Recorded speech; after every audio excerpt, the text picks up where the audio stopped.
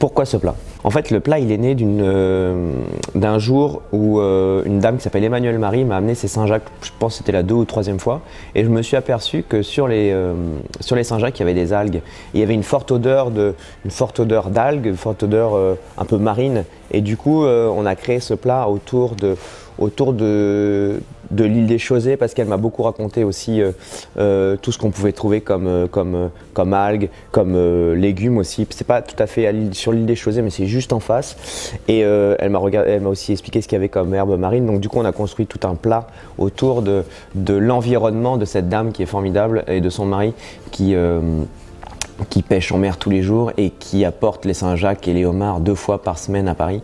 Et donc du coup, c'est une Saint-Jacques sur lequel on met naturellement des algues, parce que les algues sont sur la coquille, donc on met les algues sur la Saint-Jacques.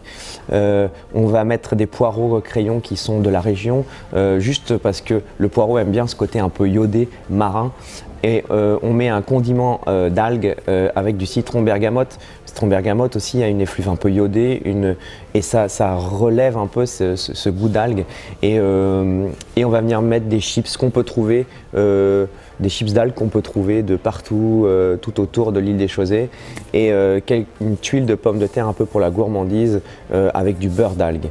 Voilà, c'est un plat en hommage à ce superbe produit qui est le produit de saison, la Saint-Jacques. Nous les cuisiniers, on a besoin de producteurs, on a besoin de ces gens qui nous font vivre et qui font vivre aussi les clients, et du coup je trouve que c'est de rendre hommage à tout le mal que peuvent se donner ces pêcheurs de petits bateaux dans une pêche sensible, dans une pêche raisonnée, et aussi surtout pour faire valoir l'artisanat français de la pêche.